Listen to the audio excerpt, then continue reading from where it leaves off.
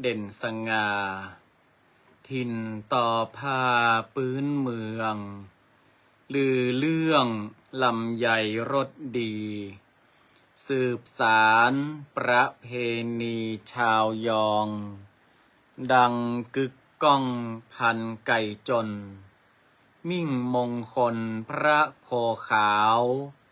ตำนานถิ่นสาวโสภาไต่ร่มฟ้าแดนป่าสาง ขอเจริญปอนเจริญโชค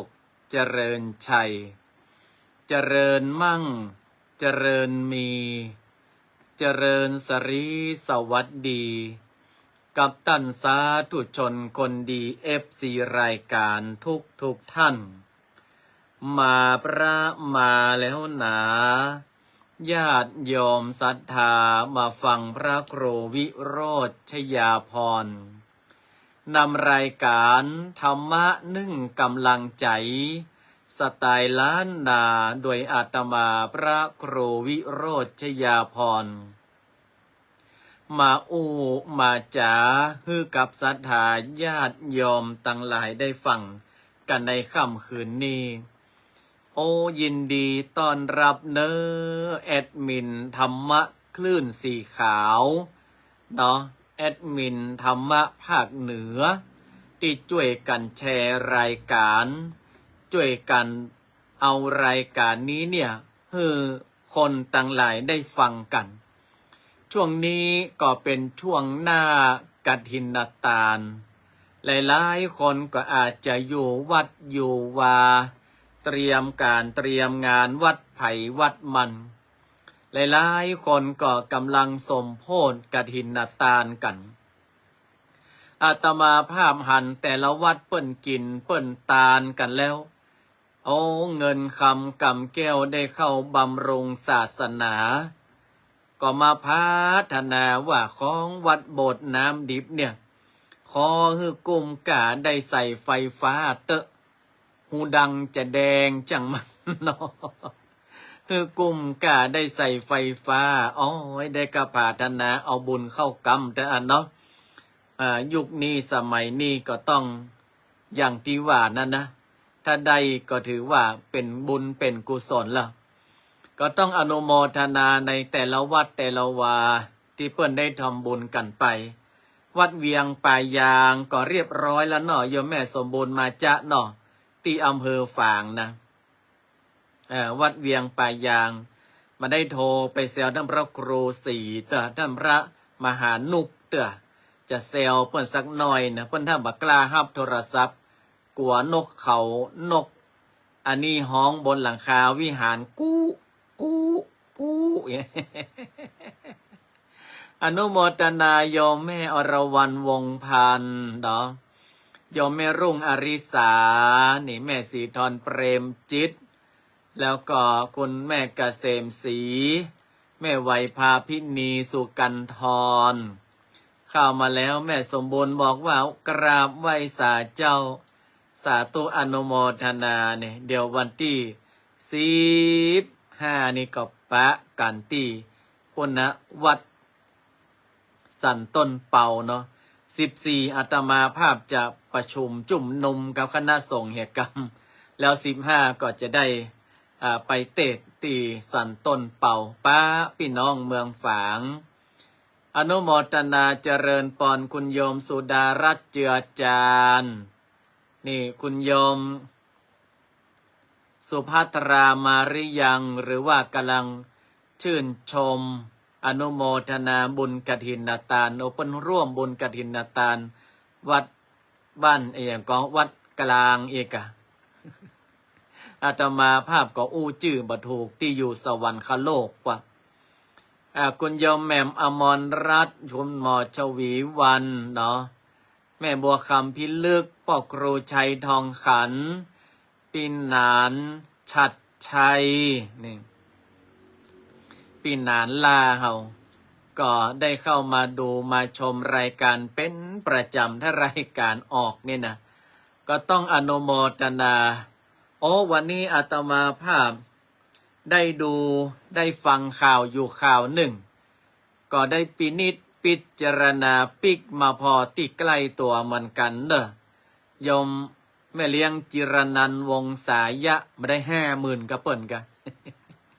ก็มาพินิจพิจารณาเรื่องใกล้ตัวมันกันเรื่องนี้เกิดที่อำเภอเมืองจังหวัดปทุมธานีเนาะเกี่ยวกับแก๊สหุงต้มสถาญาติโยมวันนี้มีข่าวเกิดที่จังหวัดปทุมธานีอำเภอเมืองมีอุบัติเหตุแก๊สหุงต้มระเบิดเกิดขึ้นโดยในเหตุการณ์นี้มีผู้บาดเจ็บ7 คนแล้วก็เสียชีวิต1 คนคนที่เสียชีวิตก็คือคนที่เปิ้นกำลังแหมกินหรือว่ากำลังทำอาหารอยู่นั่นแหละเป็นแม่ของผู้ที่พักอาศัยเนาะปินานวัฒนันทันเชิดชูศิลธรรมไวสาด็อกเตอร์อันนี้ว่าได้ละไม่มีปัญหาโนปลัมแปลม ว่าจะไปแอวปล่อยออกว่าแล้วละกะว่าจะไปแอวสักปีปนม่วนเนอะปล่อยออกว่าปล่อยเหลือน11ไตในเฮาหนอตีปุ่นเมืองแม่ห้องสอนเมืองสามหมอกปุ่นปินานทันนี่เปิ้นเป็นคนที่เปิ้นดูแลเกี่ยวกับวัฒนธรรมประเพณีแต่นี่ก็ยังมีอยู่นะเนาะก็ยังมีอยู่มาแล้วคุณโยมสุภัทราวีระอนันตวัฒน์มาแล้วเจ้าค่ะเนาะสาธุเนอะปีไอ้นานชัดชัยพดมาเฟซนี่มาหันเจริญปอนเนอะมันใส่ดีแหละเนาะแม่เลี้ยงจิรนันท์บอกว่างวดใกล้จะถึงนี่แหละเจ้าสาธุอนุโมทนาบัลลังก์วัดเลี้ยวมาวัดโบสถ์แห่ก่อนกันเนาะโยมนงยาวไว้สาเจ้าดับพระครูวิโรจน์ติดตามอยู่ดอยสะเก็ดเนยเจ้าเดสกอยดอยสะเก็ดพีกรัมปัดพัดกรัมปีอารีดอย พี่มอนหลาวคุณโยมเสกสรรเนาะกุศลอีกอะอ่านว่าใดโกศลนี่สาธุอนุโมทนาแล้วละเดือนหน้าส่งข่าวมาพ่องเนอปล่อยเหลือ11ปล่อยออกว่านะจะไปแอวเหียกรรมเหรอมันถึงม่วนใดมาเต่าม่วนใดมาเปียงปล่อยออกว่าปล่อยเหลือ11ไม่ห้องสอนเนาะคุณโยมบุญเชิดเนาะแม่นก่อนบุญเชิดหรือว่าบุญชาตินี่อนุโมทนาเนอะคุณลุงสุภัสสืบสิริพุนชัยมาละแม่เลี้ยง50,000มาละปีซอยแม่เลี้ยง50,000มาแหมเฟซเพนเดอร์ ถ้าจะเซลกันไปแหมหลายงวดอยู่นะแม่เลี้ยง50,000นี่นะเอามาโอ้ถึงอุบัติเหตุไปแล้วมาหายเนาะก็ช่วงนี้ระมัดระวังกันตัวของใจใกล้ตัวเฮาคิดว่าเฮาใจอยู่กูวี่กูวันกูเมื่อเชื่อวันเฮาก็ต้องระมัดระวังกันเอาไว้เนอะแก๊สเนี่ยสถาญาติโยมเพราะว่าระยะห่างระหว่างแก๊สกับถังแก๊สเนี่ยต้องให้มันมีระยะห่างหน่อยหนึ่งเนาะโยมพี่อ่องเนาะเพื่อความปลอดภัยนะอีแม่นี่เปิ้นใจแก๊สกูวันเปิ้นยะกินทรงโลกแล้ววันนี้เป็นจะใดก็บ่ฮู้เนาะปรากฏว่าแก๊สระเบิดตัวเองเสียชีวิตแล้วก็ลูกก็บาดเจ็บรวมไปถึงเพื่อนบ้านก็บาดเจ็บกันไป ระมัดระวังกันไว้ในเรื่องของใจใกล้ตัวเฮาเหลือการงานกฐินขอด็อกเตอร์เจ้าโมมาช่วยหาเงินบูรณะกำก่อวะบัดเดียวนี้กล่าววัดตัวเก่าก็หัวปงอกแล้วนะ พระกล่าววัดตัวเก่าเนื้อหัวปงอกเอาเดี๋ยววัดโบสถ์แล้วจะไปช่วยเดี๋ยววัดโบสถ์แล้วก็เนอะจะไปช่วยตอนนี้กำลังนักแกอยู่หัวมนกลควิดเนาะตัวเป็นเกลียวหัวเป็นน็อตแขนเป็นไขควงเหมือนกันนะโยมเมปุบอกว่ากราบนมัสการเจ้ากำลังเดินทางถึงบ้านเฮานี่เจ้าไปไหนมาจ้าโยมเมปุเหยไปทัศนศึกษากะไปแอวมาเนาะแม่เลี้ยงจิรนันท์มาเพแม่เลี้ยง แม่เลี้ยง50,000แม่หลวงเบญจวรรณชัยน้อยแม่เลี้ยงน้ำมนัสสิตามาแล้ว เนี่ยเปิ้นเปลี่ยนชื่อเสียงงามเนาะแต่มาจบด็อกเตอร์นี่อ่านภาษาอังกฤษมาได้เนี่ยขนาดจบด็อกเตอร์นี่อู้ฝรั่งพอบอกหูเรื่องก็วันนี้อู้ได้กลับบ่ม่วงแล้วนะ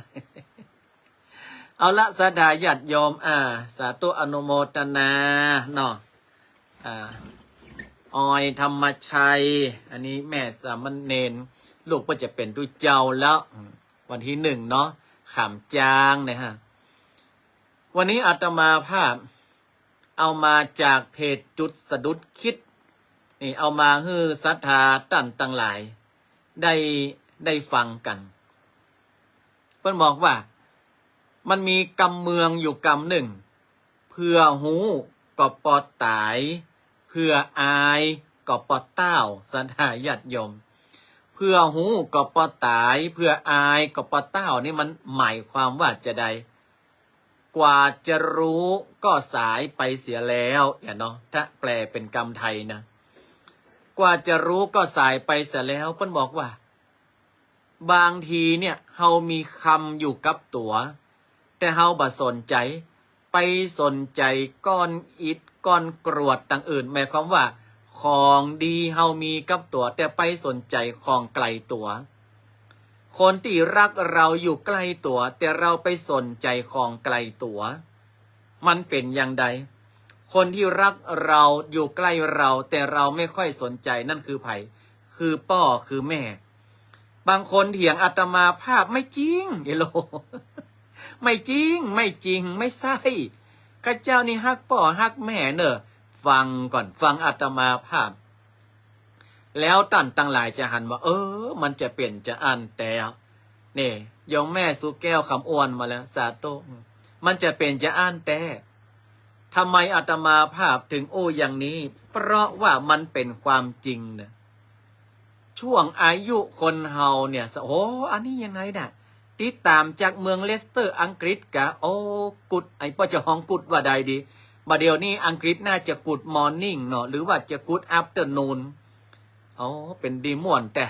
ไปเอวตัวเจ้าคนมาได้ว่าขึ้นรถอันไปลงลำปางเหียกรรมเนาะแล้วก็ส่งเขามาฮับไปเลสเตอร์กันเนาะ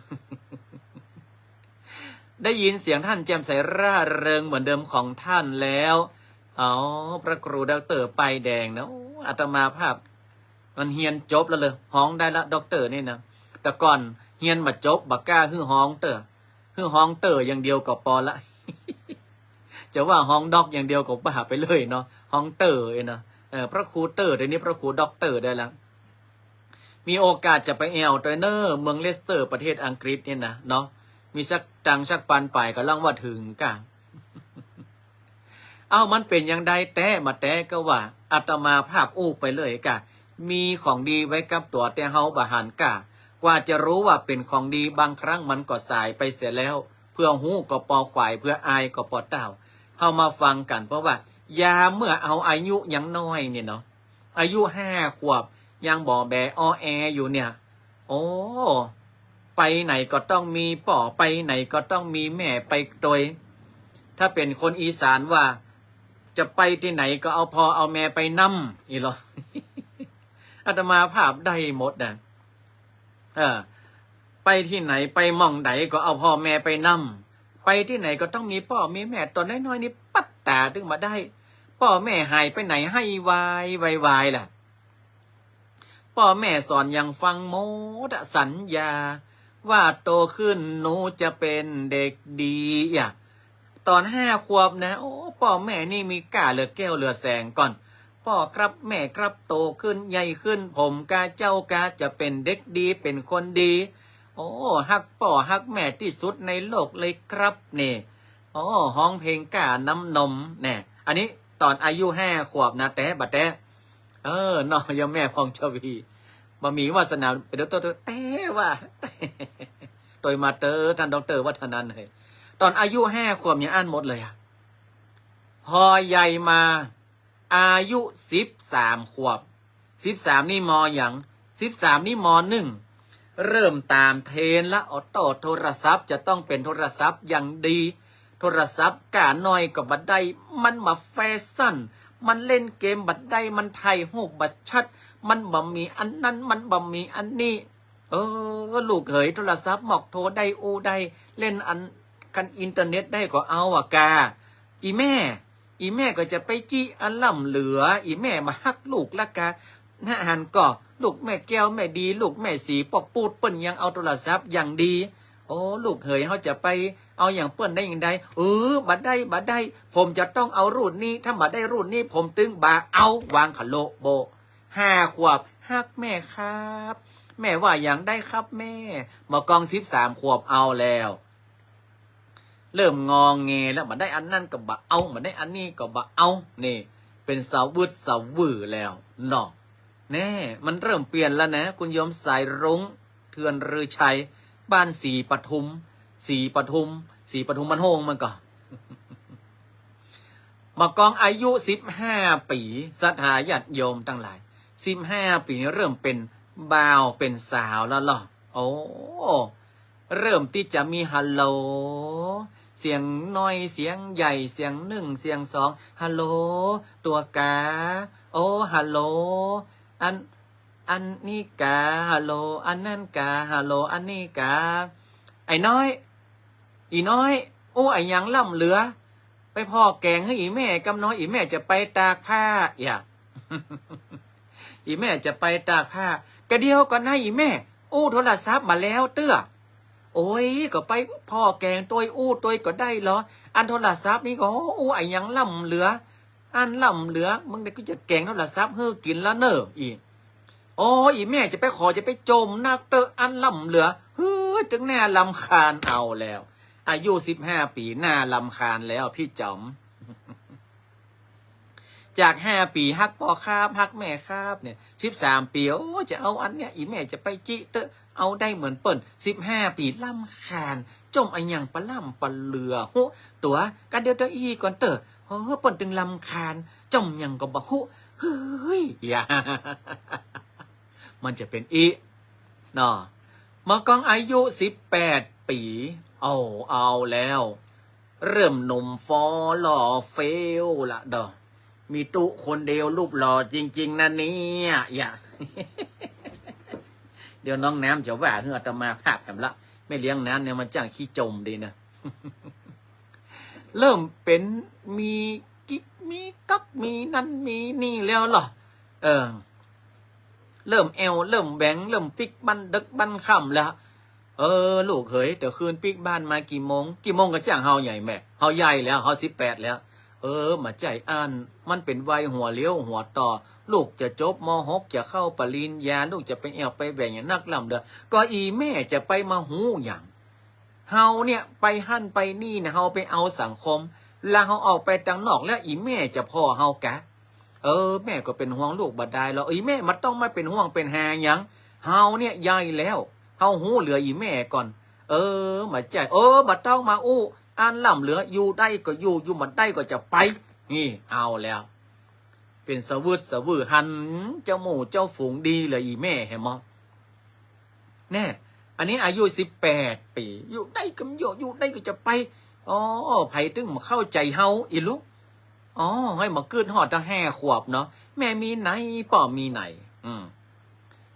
ทีนี้พอมันใหญ่แน่กาบานไปหูเพชรหูเกมหูจางหูหวานแล้วบอกก็นี่หูจักเพชรจักเกมจักจางจักหวานจักฮ้อนจักหนาวหูอย่างทุกสิ่งทุกอย่างแล้วอายุ25แล้วเริ่มเป็นคนใหญ่มาพ่องแล้วแป่งหน้าหมองต้องแห้งแม่มีไอ้ยังกินก็ก็ตัวไปทำงานมาใจกาตัวไปอยู่บ้านปุ้นมาใจกาเขาเปิ้นละกันละอีแม่เปิ้นตึงหมอฮู้จะไปไหนเปิ้นละกันละมันบ่ดีอีแม่เปิ้นจะปีกมาอยู่ตัวอีแม่เนี่ยอันเนี้ยฮะก็เริ่มแล้วนะเริ่มย้อนกลับแล้วนะมากองอายุ35 ปีทำการทำงานไปอยู่ที่ไกลบ้านได้อู้โทรศัพท์กันนะก็เดี๋ยวปีใหม่ไปแอวหาเนอสิ้นปีจะปีกไปบ้านหน่อยแม่เนออีกนี่มากอง50 ปีแม่ก็เริ่มเท่าชะแรแก่ชราละไปดำหัวแล้วหรอ อ๋ออีแม่ก็เกี้ยวกลางเล่นลำแงมแงมแงมแล้วเท่าแล้ว ลูกหลานว่าใดขอเฮ้ยแม่อยู่เป็นร่มโพร่มไทรกับผมไปเมินเนี่ยเผื่อเฮาอายุนักกว่านั้นอีแม่อยู่ในโฮงเย็นพูดแล้วอันนั้นอีแม่ขยากอันนี้อีแม่ขยากเอาซาวางหลังล่องเอาไปตานอันนี้เพื่อหองว่ากว่าจะรู้มันก็จะสายเกินไปฉะนั้นคนเฮาเอามาเปรียบเทียบกับชีวิตเฮาเอามาเปรียบเทียบนี่อาตมาภาพเอามาหื้อหันว่าของมีก้าที่อยู่ในคอเฮาที่อยู่ในมือเฮาเนี่ยกว่าเฮาจะหันก้านี่นะบางทีเฮาว่าคือของนั่นปอหมองเฮาตึงสะบัดบับใส่มันปอหมองแล้วมาสนใจมันกว่าจะรู้ว่ามันเป็นคำกว่าจะรู้ว่ามันมีก้าเนี่ยโอ้เกือบจะขว้างทิ้งไปแล้วบางคนนี่ขว้างทิ้งไปแล้วตัวอาตมาภาพหันข่าวมันกำลังออกขอกมาอันนี้ตามข่าวนะมันไม่ใช่ว่าใส่ร้ายป้ายสีนะออกขอกมาเข้าขอกเพราะว่าอย่างคาป่อมันออกขอกมาแม่ก็นึกว่ามันจะดีขึ้นออกขอกมาได้7 วันกินเหล้าแอลกินเหล้าแอลแม่ก็โต้ยหาไปปะมันอยู่นี่ก็ปอกห้องไปปิกบ้านอันล่ำเหลือกินเหล้าแอลกูวันแม่เป็นห้องปิกบ้านแต่มาซ้อมแม่แตงแม่มันพอรู้เนี่ยเอาก้าที่อยู่ในมือขว้างไปเหี้ยแล้วเนี่ยแล้วยังไงเปิดมากองเปิดยับได้ผมเป็นอารมณ์ชั่ววูบแต่เนี่ยถ้าผมแหลกได้ผมขอตายแทนแม่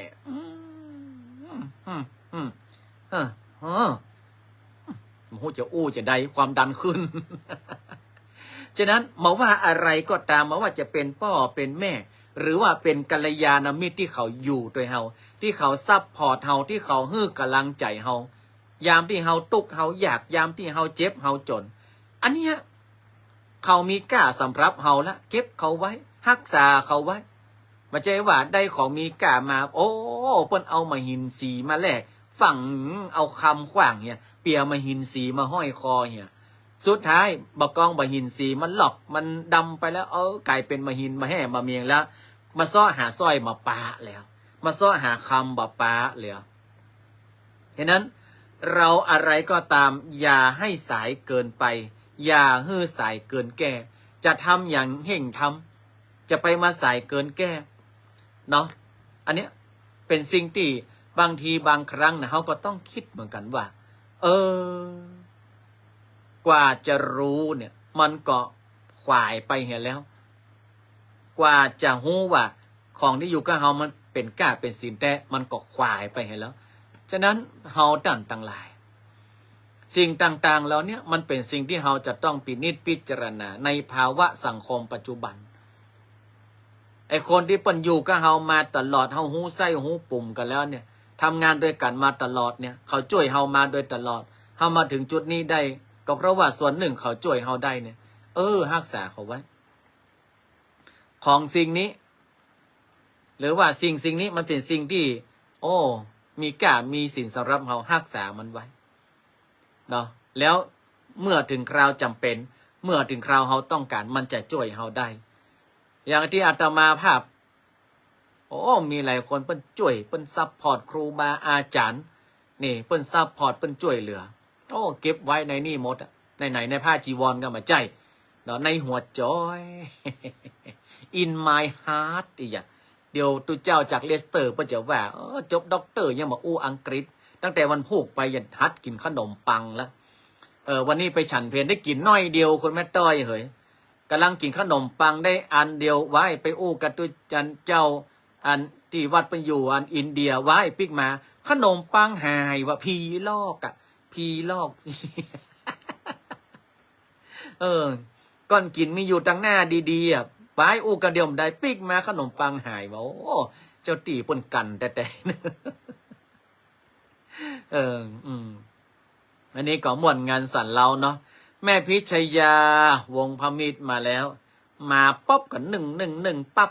มาปุ๊บติดปั๊บยิ่งกว่าลักกี้เฟมเนาะวันนี้มาได้โอ้กันนักแม่พิชยาเปิ้นเมาปุ่นใส่อันก๋วยเตี๋ยวทะเลบุฟเฟ่ปุ่นก๋วยเตี๋ยวเปิ้นก็อร่อยวันนี้ไปฉันเพลที่ม่อนพญานคราชอร่อยเอาเนนไป2 ลำลดศรัทธาญาติโยมทั้งหลายกำไปนี่อย่างดีนะโยมแม่ต้อย กำปีกหมาหน้ารถแงนแก้แงะ เน้นเขากินมาเต็มที่หรออนุโมทนาตัวเนาะอนุโมทนาตัวโอ้ท่านพระครูพัทรยานวิโรธจากญี่ปุ่นพวกกันในนี้เนอะอานิโยโมโตะทักระเนอะทักทายกันเป็นภาษาญี่ปุ่นจะไปทักทายบ่อยยะใดผมจะร่วงอานิโยโมโตะทักระนามสกุลอู้เป็นกำไทยผลิตจากวัตถุดิบหลักจากธรรมชาติ อู้กันไปไข้หัวกันไปก็ม่วนกันไปเวลามันก็หมดไปติ๊กๆสถาเหยเนาะวันที่5เนอะเราจะตอดกฐินตามแน่บุญเนี่ยอาตมาพาไปอู้กับพระเจ้าในอุโบสถไปแล้วแม่ต้อยบอกว่าพระเจ้าครับผมเนาะอู้มันม่วนพระเจ้าครับผมนี่